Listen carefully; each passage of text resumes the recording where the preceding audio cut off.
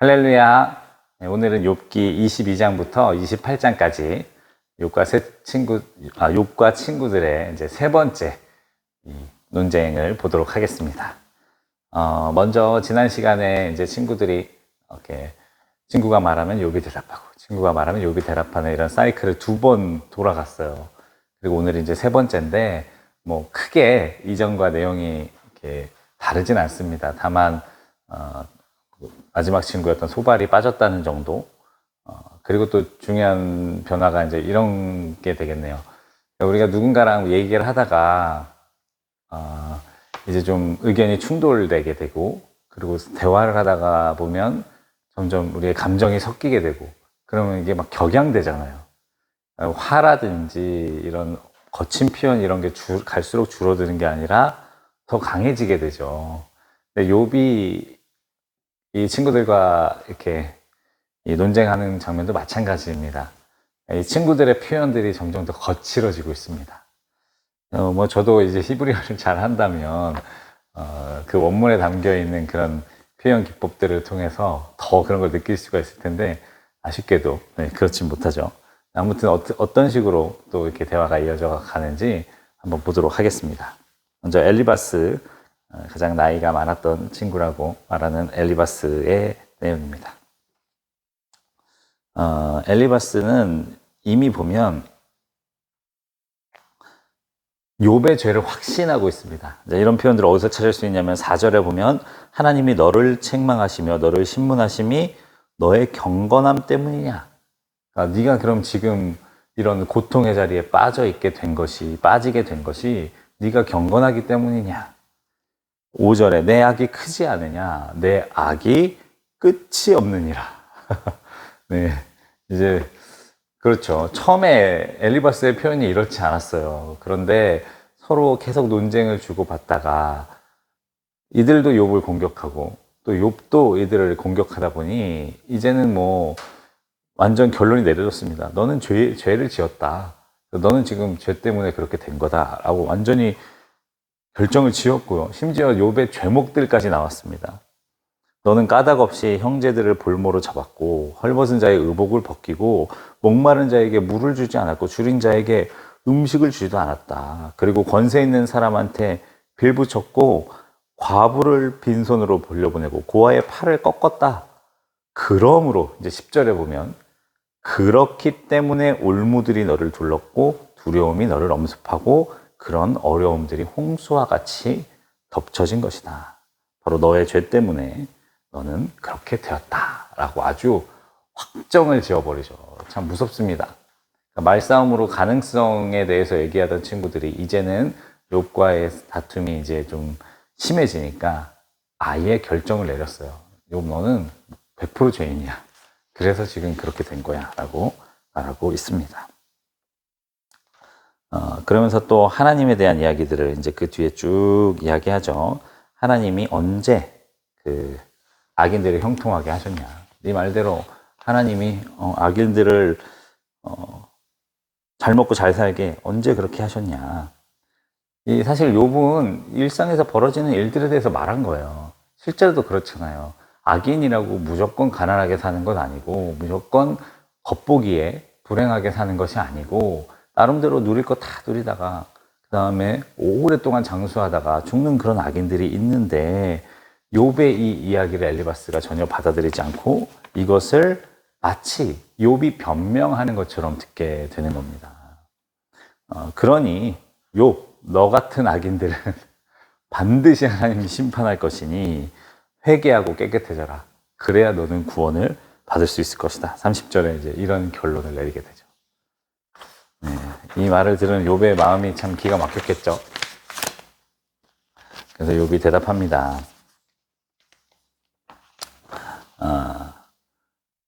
오늘도 이렇게 처절하게 탄식할 수밖에 없다니. 내가 받는 이 고통의 아랑곳 없이 그분이 무거운 손으로 여전히 나를 누르시는구나. 이게 참 재밌어요. 그러니까 욥이 처음에는 친구들을 공격의 대상으로 삼아서 막 바로 얘기하면 막 받아치고 이랬었는데 뭔가 이제는 친구들의 핍박과 이 압박이 거세면 거세질수록 뭔가 운명처럼 이것 또한 하나님의 어떤 특별하신 계획 혹은 하나님의 손 때문에 나에게 주어지는 것이다라고 좀 받아들이고 있어요. 그렇게 받아들이면서 3절에 보면 내가 어찌하면 하나님을 발견하고 그의 처소에 나아가랴. 그러니까 처음에는 하나님이 그저 원망의 대상이었거든요. 그런데 지금 보면 욥은 하나님만이 유일한 나의 해결책이자 또 출구라는 것을, 이 고통의 출구라는 것을 깨닫고 하나님에 대한 소망으로 바뀌고 있어요. 하나님이,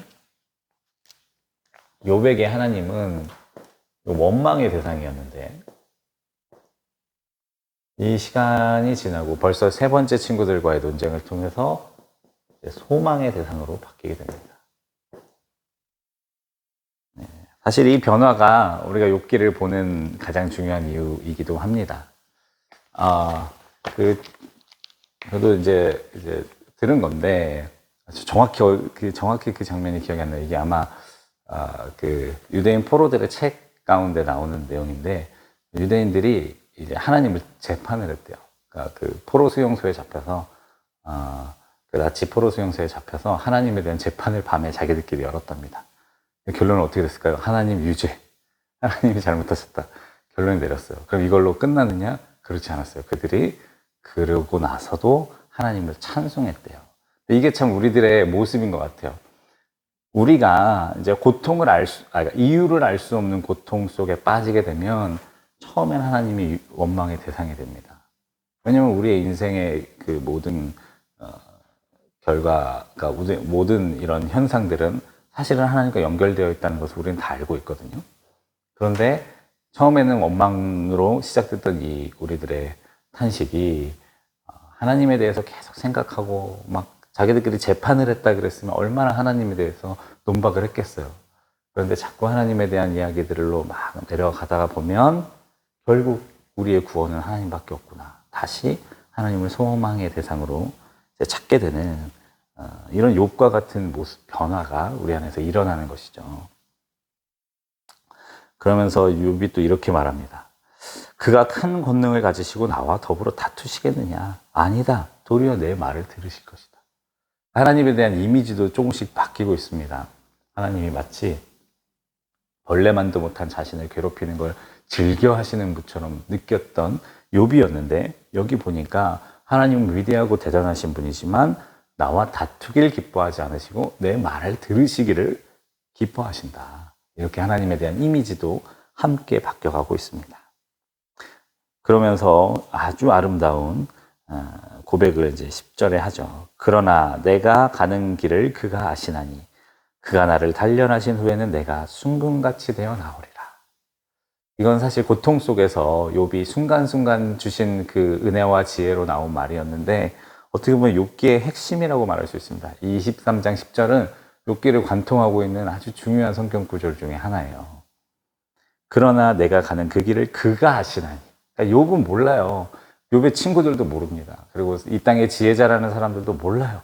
그러나 누구는 아십니까?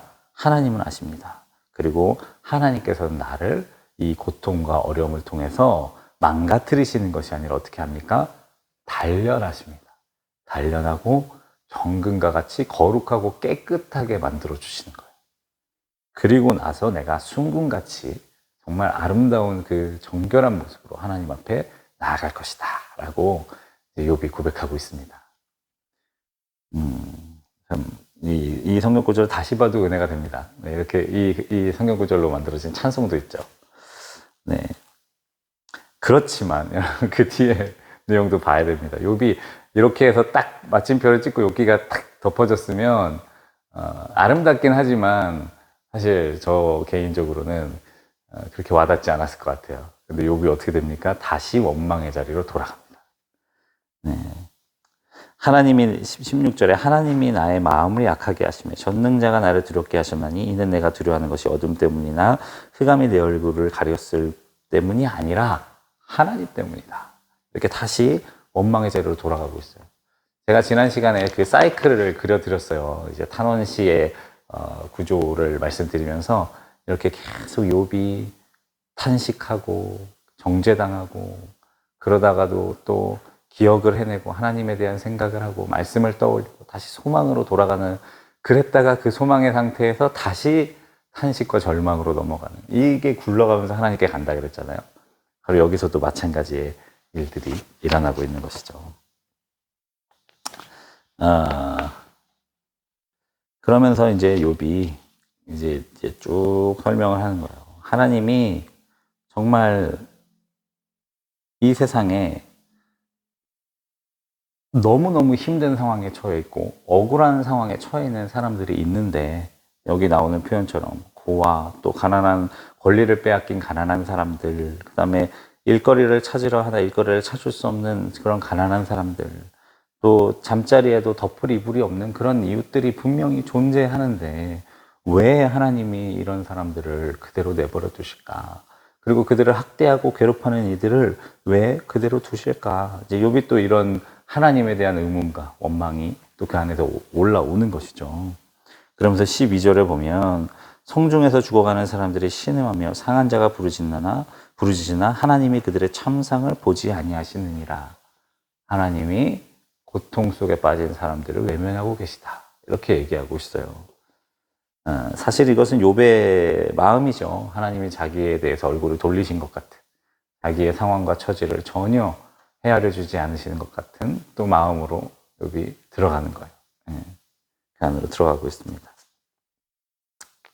그렇지만 욥이 그래도 하나님께서는 강포한 자들을 끌어내시고, 그리고 그 악한 자들을 꺾으시고, 그리고 괴로운 자들에게 다시 선대해 주실 것이다.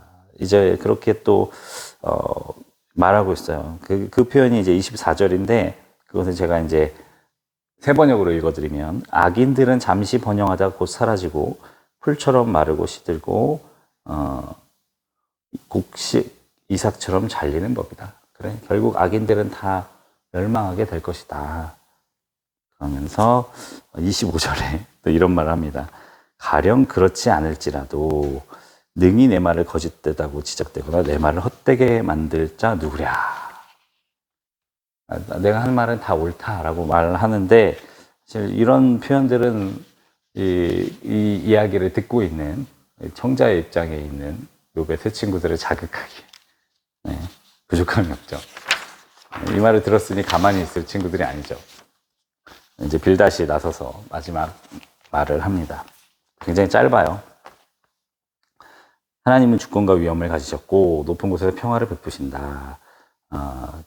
그의 군대를 어찌 계수할 수 있으랴. 그러니까 하나님을 평소처럼 찬양하는 형식의 이야기를 하고 나서, 그러면서 하나님 앞에서 의롭다고 할 수가 있느냐, 어떻게 깨끗하다고 할 수 있느냐. 달도 하나님께서 밝은 것이 아니고 별도 하나님 앞에서 청명하지가 않은데 하물며 구더기 같은 사람, 벌레 같은 인간이야 말할 나이가 있겠느냐. 사실 이 표현이 우리 욥을 향한 표현입니다. 이게 이제 구더기, 벌레라는 표현으로 이제 사실은 욥의 상태, 지금 막 온몸에 진물이 나고 벌레가 좀 먹는 그 상황인 욥을 깎아내리고 있는 것이죠. 욥이 말합니다. 이게 참 내가 힘없는 자를 참 잘도 도와주는구나. 기력 없는 팔을 참 잘도 구원하여 주는구나. 이제 비꼬는 말이죠. 지혜 없는 자를 참 잘도 가르치는구나. 큰 지식을 참 잘도 자랑하는구나. 그러면서 욥이 알고 있는 하나님에 대한 이야기를 또 말을 합니다.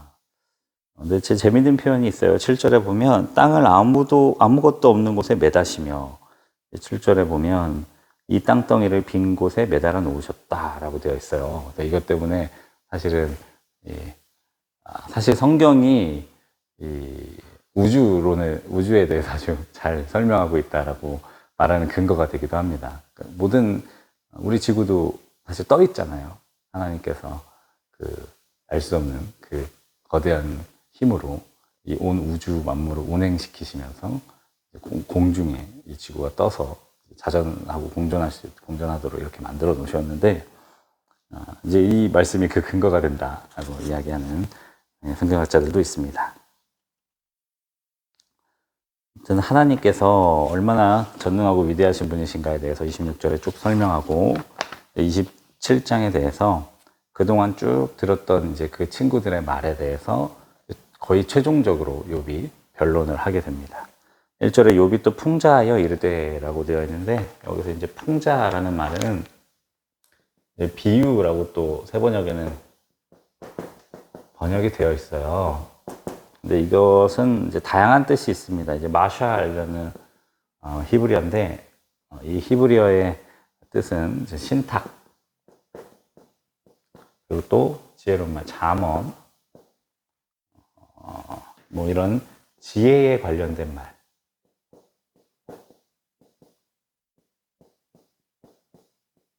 이라는 뜻을 가지고 있습니다.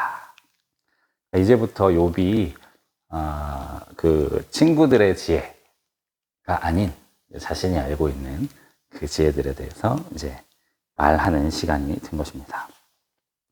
그러면서 나는 절대 거짓을 말하지 않겠다. 4절에 내 입술이 불의를 말하지 않고 내 혀가 거짓을 말하지 않겠다. 그러니까 지금부터 내가 하는 말은 참말이다, 옳은 말이다, 그런 말이 아니다 라고 이야기하면서 확신에 차서 이제 쭉 이야기를 합니다. 악인이 받을 산업은 이런 것이다. 그의 자손은 번성하여도 칼을 위함이요 그의 후손은 음식물로 배부르지 못할 것이며. 그러니까 악인이 심판받는다는 내용들은 그런 것은 나도 잘 알고 있다라고 이렇게 쭉 이어서 말을 하고요. 그리고 나서 이제 마지막 28장으로 넘어와서 그런데 사람이 그 땅을 파서 광석을 채취하고 그리고 짐승들 아무리 그 힘이 세고 용맹한 짐승이라 할지라도 갈 수도 없는 정말 그 땅속 깊은 곳에서까지 필요한 것들을 얻어내는 그런 이제 존재가 인간인데 그런 인간들조차도 12절에 보면 지혜와 명철은 스스로 찾고 발견할 수가 없다라고 말하고 있어요. 13절에 그 길을 사람이 알지 못하나니 사람이 사는 곳에는 찾을 수가 없다라고 말하고 있어요. 그리고 뒤에도 마찬가지의 말입니다. 결국 사람은 지혜를 얻을 수가 없다. 지혜라는 것은 하나님께 있다라고 말하고 있습니다. 그러면서 28절에 결론으로 말하죠. 또 사람에게 말씀하셨다. 보라 주를 경외함이 지혜요 악을 떠남이 명철이니라 라고 이야기합니다. 시편 말씀과 비슷하죠. 그런데 우리가 이제 친구들과 논쟁이 끝났어요. 그래서 한번 정리를 한번 하면 좋을 것 같아요. 일단 새 친구들의 말은 모두 다 하나님의 말씀을 근거로 하고 있습니다. 이게 참 중요해요. 그러니까 욥의 말도 그리고 친구들의 말도 다 말씀을 근거로 하고 있습니다. 그런데요, 이 말들이 이 친구들의 이 말이 말씀을 근거로 했음에도 불구하고 굉장히 파괴적이었습니다. 욥이라는 이 고통에 빠진 한 영혼을 살려내는 것이 아니라 도리어 더 깊은 수렁으로 밀어넣고 있죠. 이걸 우리가 좀 잘 볼 수 있어야 돼요. 예전에 이런 행위들을 했던 사람들이 누구였냐? 바로 예수님을 대적했던 바리새인 서기관들 율법학자들이었습니다. 그들도요 똑같이 하나님의 말씀을 근거로 백성들을 가르쳤고 그들을 다스렸습니다. 그런데 그 결과는 무엇이었습니까? 예수님의 표현대로 자기들도 천국에 들어가지 못하고 그 뒤에 있는 사람들은 더 들어가지 못하도록 막는 그런 방해꾼들이 되어버리고 말았죠. 바로 친구들이 그런 모습을 보여주고 있습니다. 그러니까 욥기에서 나오는 이 친구들은요, 욥을 구원할 수 없는 말씀입니다. 생명력 없는 말씀.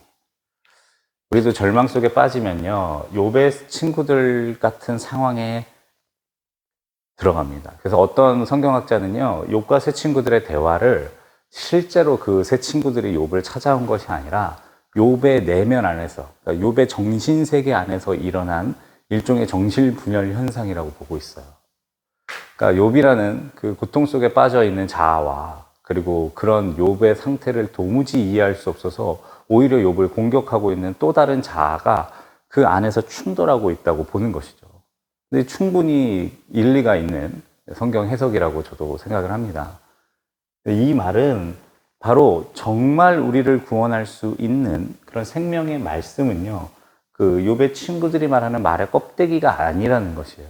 그 안에 담겨 있는 진정한 알맹이가 우리에게 있어야지 그것이 이제 욥과 같이 고통에 빠진 사람들을 살려낼 수 있는 생명의 말이 되는 것입니다.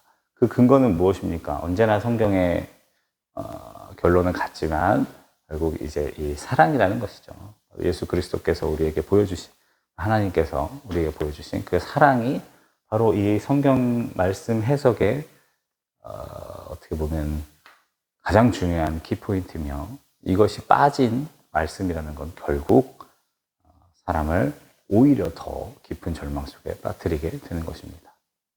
욥이 가지고 있던 이런 헛된 지혜, 참 지혜가 아닌 가짜 말씀들, 그 속에서 정말 불순하고 악하게 남아있던 그 가짜 말씀들이 해체되고 사라지고 재구성되는 것이 바로 이 욥기의 구조인데요.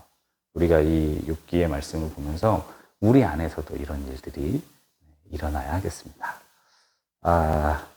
너무너무 고생 많으셨고요. 다음 시간에는 29장부터 37장까지 욥의 마지막 항변이라고 말할 수 있는 이 욥의 말, 결언이죠. 맺은 말과 그리고 엘리후라는 갑자기 들어온 새로운 사람의 이야기 보도록 하겠습니다. 수고 많이 하셨습니다. 성경 공부 파이팅!